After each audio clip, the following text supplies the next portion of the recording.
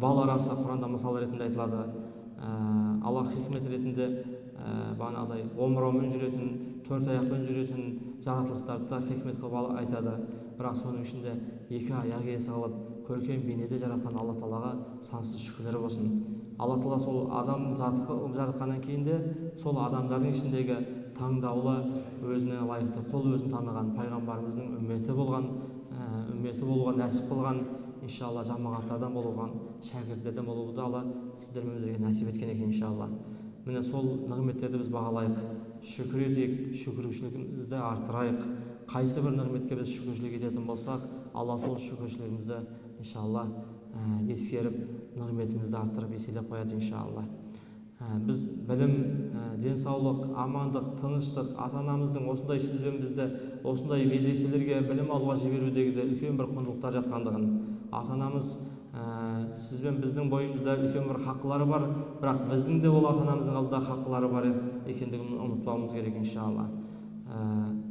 Омар ибн Хаттаб радиаллаху анхудың уақытысында бір кісі баласынан шағымданып, уәжін айтып пайғамбарымыз қасына келген кезінде, пайғамбарымызға келген кезінде, яғни қарсы шығатындығын, қарсы келетіндігін, әрдайым сөзін алмайды, тілін алмайтындығын ескертіп айтқан кезінде, әлгі балаға Омар ибн Хаттаб: балақай, сен қашан көрдің баланың ата-анасына қарсы шыққандығын, қарсы келгендігін?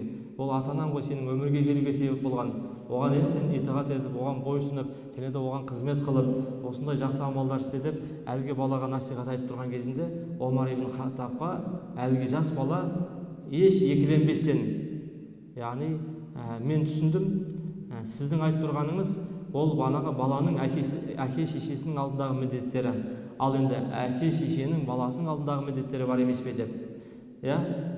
Маған сондай бір есіміме де дұрыс есім қоймады, және де тәрбиеме де араласпады, және де анамды оның алдыңғы өмірі қандай екендігін білмеймін, бірақ ол құл болып жүрген кезінде азат қылып алынған екен деген сияқты сондай уәждерін айтқан баланың сөзі Омар ибн Хаттабқа қатты ауыр батады.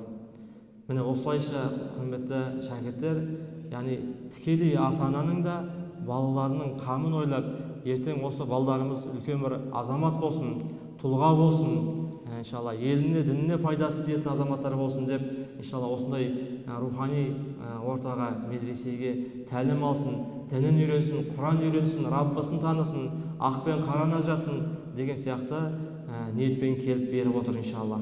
Міне сол себептен де біздер ол ата-аналарымызға шүкіршілік айтып, оларға амандық тілеп, иншалла Алла Тағаладан олар үшін иншалла мүмкіншіліктер, жақсылықтар сұрап, береке сұрап, және де солардың қызметінде жүруді Алла осы шәкірттерімізге, баршаларымызға Алла нәсіп етсін.